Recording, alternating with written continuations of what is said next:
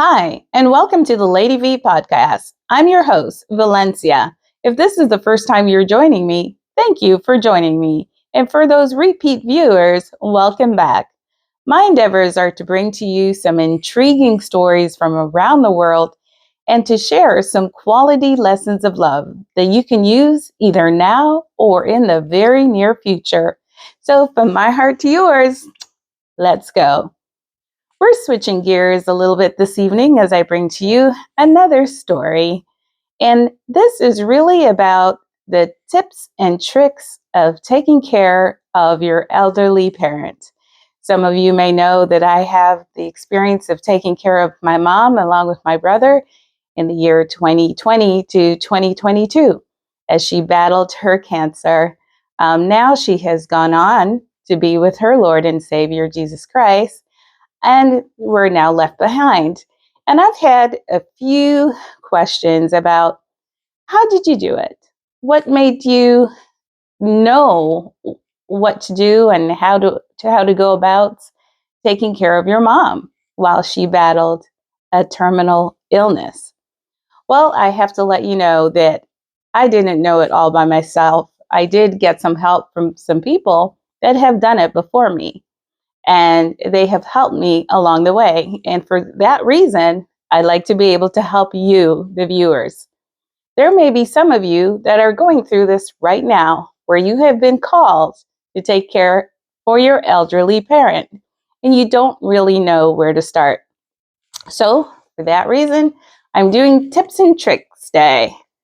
So, the first thing that I found that I needed to do is to get myself a handy dandy notebook.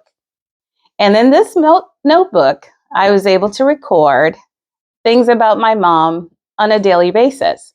For example, if she woke up and she had a fever, or if she wasn't feeling well, or if she threw up, or if she wasn't able to eat, or if she was feeling nauseated, basically all of those little details, I wrote it in a book. And because I did that, I was able to go to her doctor and explain what was happening on a week to week, month to month basis. And then, of course, when we did get the diagnosis that my mom had terminal illness, um, the doctors began to prescribe, of course, drugs and medications and giving you information about appointments. So, what I did was I took a binder like this. And in this binder, I would put the information that the doctors gave me, such as prescriptions or even appointment dates. Because sometimes when you're going through a terminal illness, you do have to meet with many different doctors and they may recommend different things. So, for that reason, keeping them in a handy dandy notebook all together, you can easily flip through and find the information that you want in the event a doctor asks you. The second thing, or the third thing rather, is that I also had one of these. This is a thermometer, of course, and it's a gun thermometer. Very easy to use digital thermometer, and allows you to take someone's temperature by just holding it on the skin and pressing on the button. And after that, of course, it gives you a reading. So this is a very handy device to have at home. Even on a regular, if someone gets sick at home, your children, your husband, you can use this to evaluate what's happening with their body temperature. Another thing that I found was very useful is that I took a picture of the front of the label and the back of the label. And the reason that is because sometimes when you go to appointments, you may be asked, what medication is your mom or dad on? And if you have a quick snap picture of it, you're able to see who the doctor is, what the medication name is, what the strength of it is, and how it's to be used in the day. So I found that taking pictures of the front of labels and the back of it was very helpful to me. And of course, we're only talking about B12 right here as an example, but I'm using it as an example to represent those medications that may be very complicated to read or hard to pronounce. And I want to bring your attention to something that I believe that everyone should have at home. And I'm speaking about a blood pressure monitor. And of course, blood pressure monitors are used to take blood pressure and to measure hypertension. And there are all sorts of blood pressure monitors in the market today.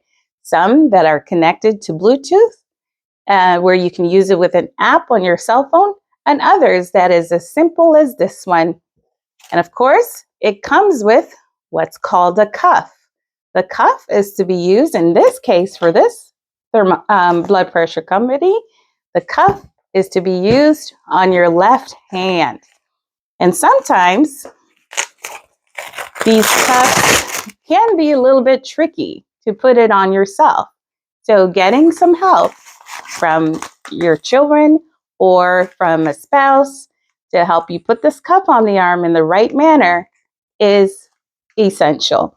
And what's also, you may not know, that before you buy a blood pressure monitor, you should have one of these.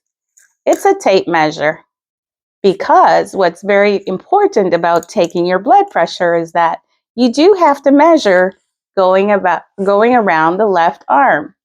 For example, if you measure around your left arm and you are between 9 and 14 inches, let's say, that's considered to be a medium arm or a medium cuff wearer. So you would want to make sure that your cuff size matches the size of your arm. And I'm talking about the circumference of the bicep area. And the reason I'm stressing that is because if you do not have the right cuff measurements, you could get wrong measurements reporting to your doctor, and that can affect your medication. And I must say that I am not a doctor, nor a nurse, nor do I play one, but I do have extensive knowledge on blood pressure machines. Last thing I'd like to say is please be sure that you take care of yourself as well. As you take care of your elderly parent, it's important that you maintain your health and your physical ability and mental strength to be able to take care of your elderly parent. The battle is not easy when we do this, and at times you might feel strained. So please look around, call your brothers and sisters, reach out to your family, and let them know when you need help. Thank you for joining me again. And if you liked what I had to say this evening, please like, subscribe, and share this video to someone you think may need this information. Have a great evening. Bye-bye.